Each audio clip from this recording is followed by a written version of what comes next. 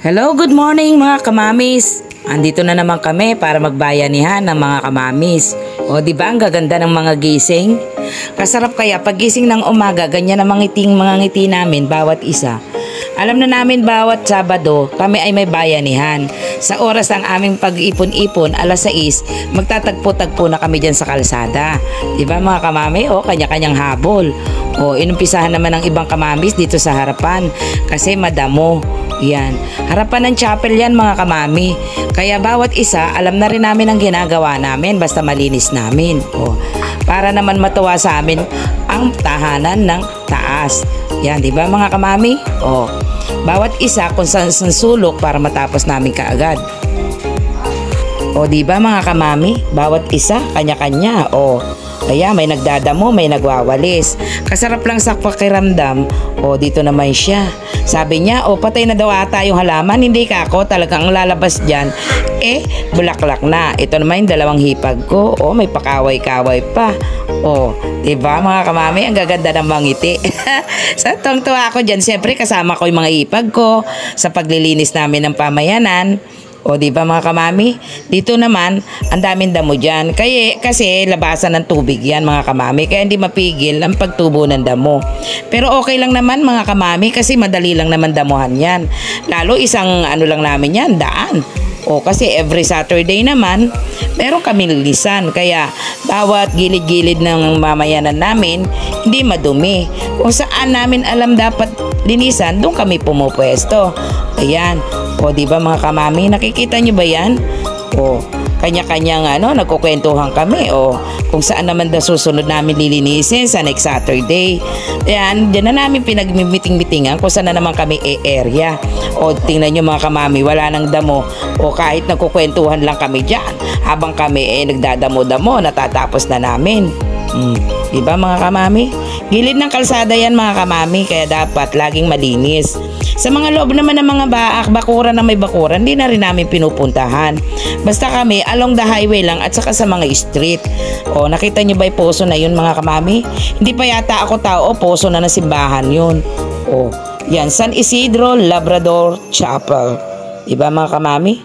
O ayan naman ang aking kumaring konsihala. Kala mo kamamis, dalaga pa yan ha. O, pero ang ganda ng ngiti niya. Kailangan sasama din siya sa bayanihan. Ayaw niyang hindi siya magsasama dyan para maglinis din. O, punta na kami sa mga street na mga pamayanan namin mga kamami. Ayan, todo usyoso muna kami.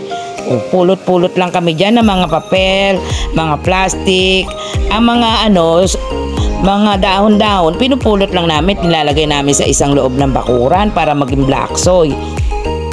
O ayan, usyoso pa yung isang tatay dito. Saan daw kami uli maglilinis? Sukat ba naman biniro kami? Punta daw kami sa loob ng bakuran niya at maraming dahon. Dahon lang naman kasi marami din puno ang kanyang bakuran. O sige, go! Sabi naman namin mga kamamis. Tuwan-tuwa kaya sa amin yung mga tao dyan. Ayan, shortcut na kami dyan sa isang bakuran. O ayun, kapatid ko yan. Nagganyaran ng nagawa rin siya ng garden niya dyan sa bakanting lote. Kumpare ko yung may-ari nun. Ayan, siyempre ang di namin makakalimutan ng aming garden, nilinis din namin mga kamami. Diba? Nahuhulog kasi yung mga mga papel ng mangga. Kailangan namin linisin para kinulang kasi walisin namin sa labas Kaya umikot kami dyan para shortcut mga kamami. O kanya-kanya kami pulot ng dahon. Wala naman damo dyan mga kamami, naubos na namin sa araw-araw. Yan na lang damo na yan, pampalamig na lang ng panahon. Iyan, siyempre ang hindi makakalimutan ang pagtingin namin sa aming mga pananim. O maliliit, yung iba, kinain ng uod, kailangan namin sprayhan. O yung talong namin, medyo ininanakaw ng uod, i-sprayhan namin yan mga kamami sa ilang araw na ito. O yan ang mga patola, maakyat na, parang kailan lang tinatanim namin. Kasarap kaya sa pakiramdam mga kamami. Pag hindi mo agad nakikita, bigla na lang magugulat ka, ganyan na pala siya. Kasarap sa pakiramdam. O diba, iikot-ikot. Kasarap kaya sa pakiramdam mga kamami yung magkakaroon ka ng share sa nayon para Ayan, pabalik na uli kami sa barangay. Ayan na kami mga kamami. Siyempre, ang aming almusal na ihanda na ng mga taga-barangay. Rutina namin yan. Kaya maaga rin ang mga taga-barangay na ginagayak ang aming almusal mga kamami. O, diba? Pangapataas-taas ng aming paa. To the kwentuhan na mga kamami. O, kanya-kanyang kuha na dyan. Hindi na kami nag-aabangan pa. Kasi alam na namin ting Sabado, ayan, may nagbibigay ng suman. O, diba mga kamami? O, paano yan mga kamami? Magpapaalam na uli ako sa muli nating pagkikita sa vlog ko, ha? Paki-like and share na lang mga kamami ang aking mga susunod na vlog. At ayan, ang aking mga alaga sa salubong uli mga kamami. Nakakawala ng stress. 3 sila. Isa lang agad sumalubong.